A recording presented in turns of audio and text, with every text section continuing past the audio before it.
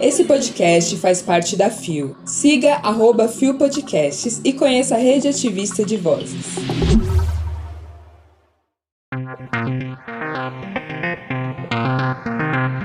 Policial militar se torna ré por LGBTI-fobia no Rio Grande do Sul. Vietnã declara que a orientação sexual não é passível de tratamento médico. Performance de gênero e invisibilidade de não binários. Terça-feira, 30 de agosto de 2022. Hoje é Dia Internacional das Vítimas de Desaparecimentos Forçados. Olá, eu sou Nara Lívia e este é mais um Bom Dia Bicha. Levanta, viada, vamos assim! O seu podcast diário de notícias sobre as comunidades LGBTQIAP+. 6 e ônibus. Deu no G1.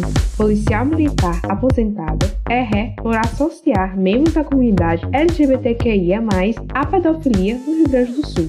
Publicado em 26 de agosto de 2022 por Matheus Beck.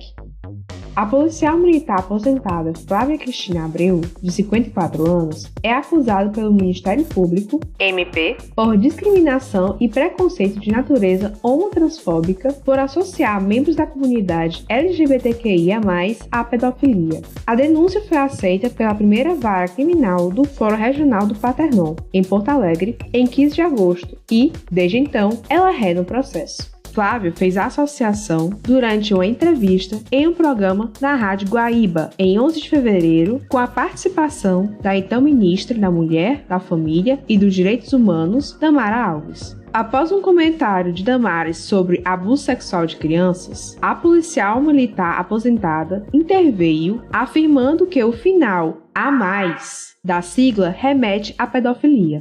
Ministra, o LGBTQIA+, envolve, para quem não sabe, o A+, envolve pedofilia. Quando se diz LGBTQIA+, o A+, quer dizer pedofilia. Esse tal de poliamor aí, que essa gente de esquerda prega. Só que muitos não sabem. Diz: o A+, na verdade, refere-se aos assexuais, pessoas que não sentem atração sexual por outras independente do gênero, e demais orientações não englobadas na sigla, como os curiosos e os pansexuais. Não há referência à pedofilia. A fala é discriminatória e preconceituosa porque o símbolo mais, quando acrescentado à sigla, significa a associação à comunidade de indivíduos não heterossexuais que não se enquadrem nas identidades de gênero e orientações sexuais representadas pela sigla, não tendo qualquer relação com a prática, o incentivo, o induzimento ou a aceitação de violência sexual contra crianças, que é o que caracteriza a pedofilia. Disse o promotor Cláudio Ari Melo na denúncia. Ótima fala do promotor Cláudio Ari Melo nessa denúncia, porém gostaria de dar um pequeno complemento. A sigla A não se refere somente às pessoas assexuais, que são justamente aquelas que podem sentir pouca ou nenhuma atração sexual, mas também se refere a pessoas aromânticas e a gêneros. Aromânticas são aquelas que sentem pouca ou nenhuma atração romântica, como é o caso da pessoa que vos fala aqui. E aí, gatinha? E as pessoas a gênero são pessoas que não se enquadram em nenhuma determinação de gênero. Algumas se consideram também não binárias, outras não. Isso aí é individual, depende da sua autoidentificação. E o mais, é óbvio, não se refere à pedofilia. Se liga, hein? Sempre tenta associar nossas comunidades com a pedofilia para dizer que nós somos seres perversos. Sendo que não faz sentido, nunca fez sentido. Espero que a policial militar, Flávia Cristina, sofra as consequências de seu ato LGBTfóbico. Deu na Veja. Pela primeira vez, Vietnã reconhece que ser LGBT não é doença. Publicado em 24 de agosto de 2022. O site não informou a pessoa responsável pela matéria.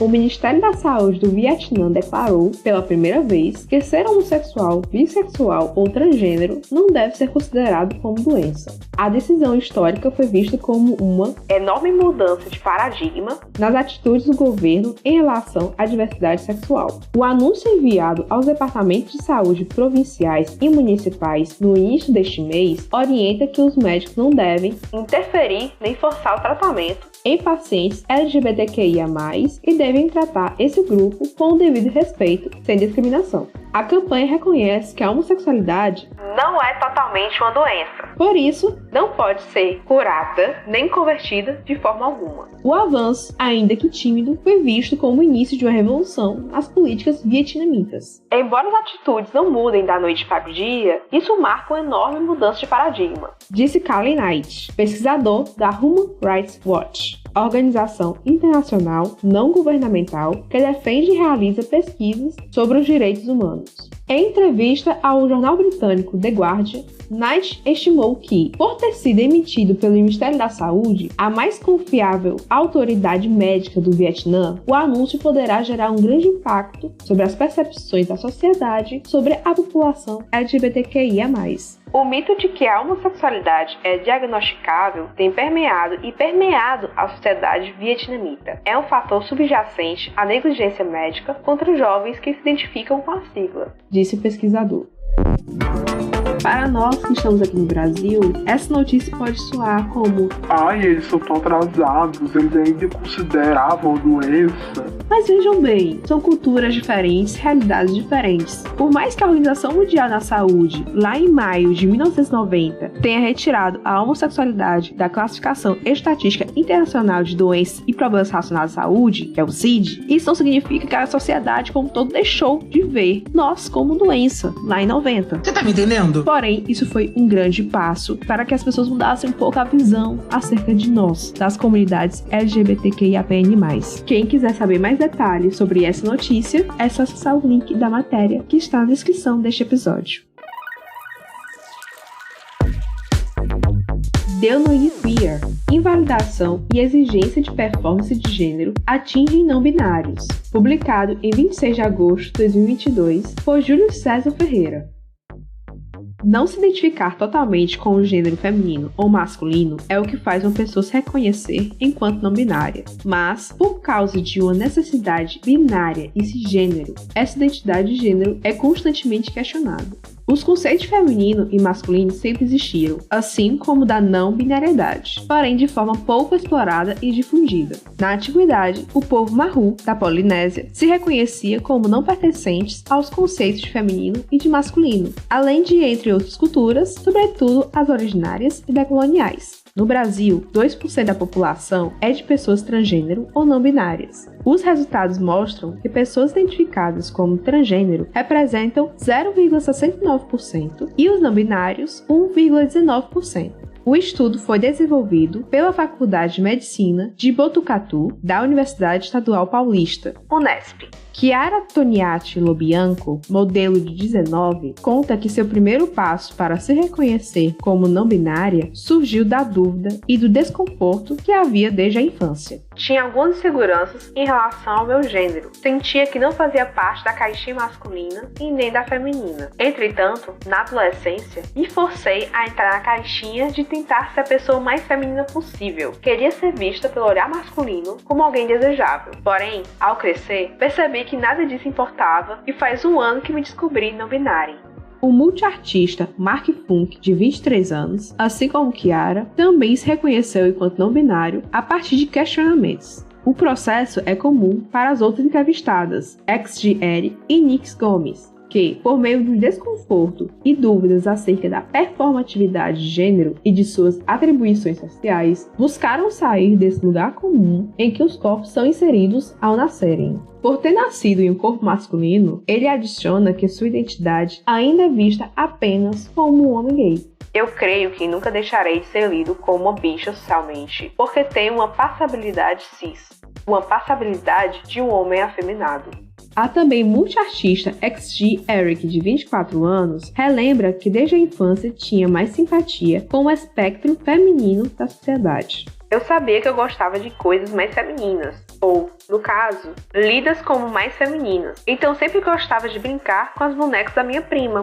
Mas foi no ensino médio que Eric, que prefere usar o pronome feminino, passou a se identificar mais com a não binariedade. Entretanto, enquanto uma pessoa negra e gorda, as cobranças sociais para ela se tornam ainda mais pesadas. Antes de ser uma pessoa não binária, eu sou uma pessoa preta. Então, a raça vem sempre antes de tudo. Minha identidade é lida primeiro por eu ser uma pessoa preta, para depois pensar: Que coisa eu sou? ou Que tipo de monstro é esse? meu corpo preto incomoda muito mais do que minha não binariedade. Nix Gomes, estudante de biomedicina de 20 anos, também expõe que não é uma regra pessoas não binárias serem andrógenas ou usarem pronome neutro. Cada pessoa tem a sua própria maneira de viver sua não binariedade. É algo muito pessoal e intrinsecamente difícil de simplificar a não binariedade. E, sem dúvidas, as pessoas sempre vão questionar o motivo de não estarmos Parecendo uma pessoa não binária.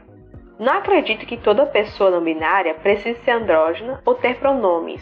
Isso vai de cada um. Como se sentir confortável e sua identidade não deve ser invalidado por isso, até porque a visão mais comum de androginia costuma ser bem padrão, normalmente alguém magro, e que nem todos querem se encaixar nesse padrão para ter sua identidade validada. Retoma Kiara em seu ponto de vista. Além disso, é importante não confundir identidade de gênero com orientação sexual. Kiara e Nix, embora não sejam pessoas não binárias, são bissexuais. Já XG e Mark são pansexuais.